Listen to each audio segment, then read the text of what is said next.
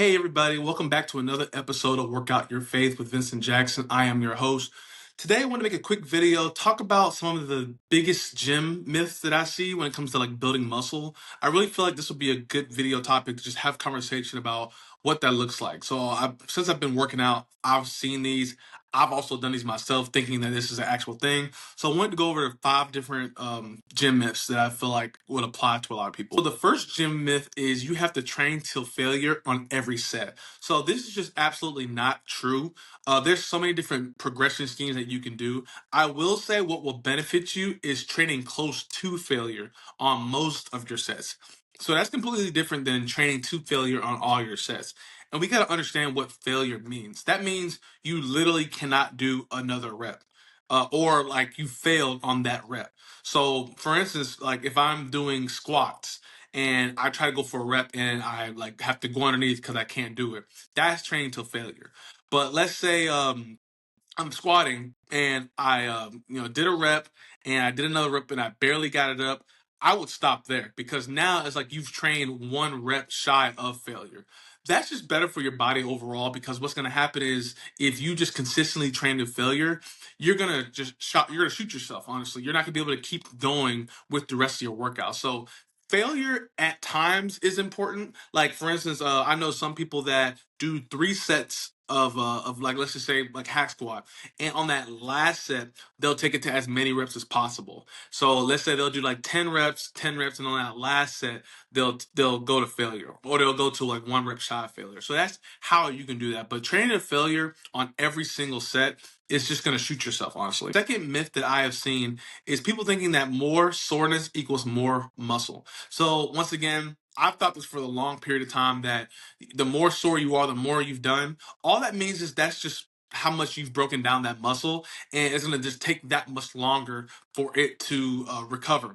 So Lee Haney, who's one of my favorite bodybuilders back in the day, he talks about stimulating, not annihilating. So when you work out, you want to feel a good pump. You want to feel like your muscles actually worked, but oftentimes just annihilating muscle is just going to mean it's going to take that much longer for it to grow back. So you got to think about when you're training in the gym, you're breaking down your muscle. So you're not gaining any muscle when you're in the gym. You're actually doing the exact opposite. You are breaking down that muscle so you can then it's going to have to repair back properly. So if you're just sore for like 5 days, like it's gonna be tough for you to respond to that because the thing is, when you train, you want to hit that muscle, let it rebuild, let it rebuild, and then be able to do it that next week or how many days after that. So annihilating that muscle all the time is just not gonna be beneficial for you.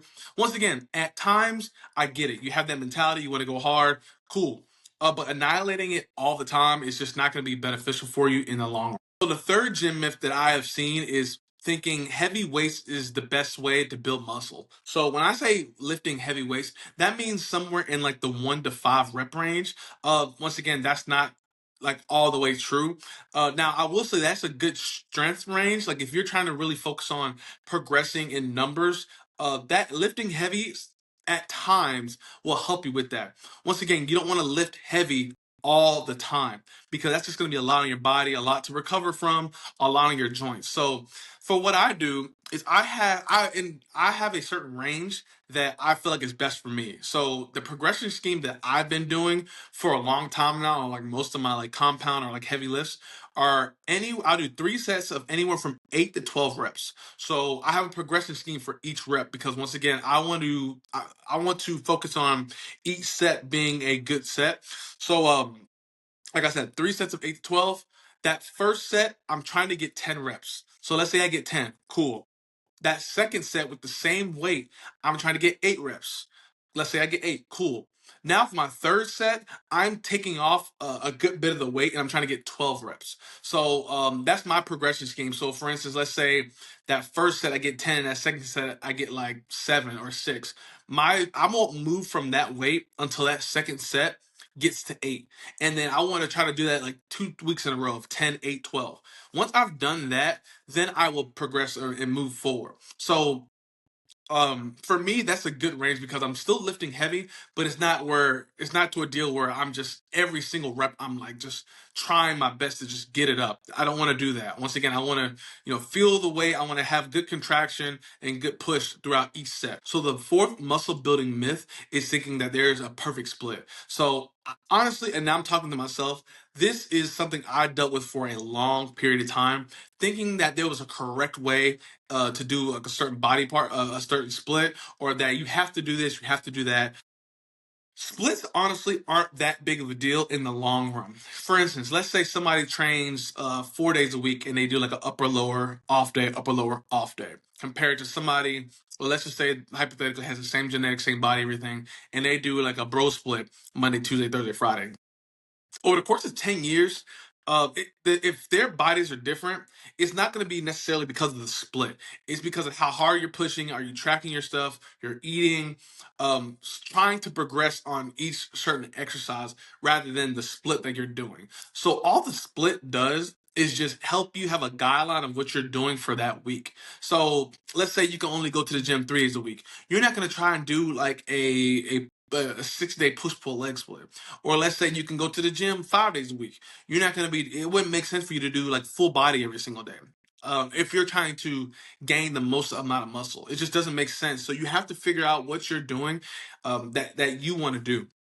And there's so many factors that go into it. Like if you're the type of person that trains with intensity all the time, then you have to think about that when you come to making your split. It wouldn't make sense for you to hit your chest on a Monday and a chest on a Wednesday and a chest on a Friday if you're taking all your sets close to failure.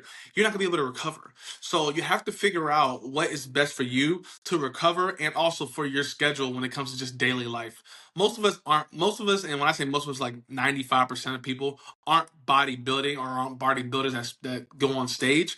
So we have to think about that. A lot of us have wives or husbands or kids or just, hard jobs, whatever that may be, but we also love the gym. So it's like, what can we manage to where it's like I could come into the gym and get my lift in and get the most amount of effort and intensity that I can from when I'm in the gym. So the fifth and last muscle building myth is that you have to go to the gym every single day. So once again, just not the case.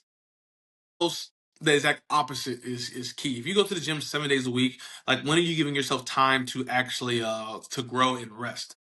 Once again, you build muscle in the recovery process. When you're sleeping is when you do the most part of it. So you go into the gym 7 days a week, you're not gonna ever be in a stage where you're able to rest your muscles and then grow. Even if it's a deal where like maybe you train a different muscle part, like a body part every day, you still have to think about your central nervous system. That's from within that it basically releases like stress on your body.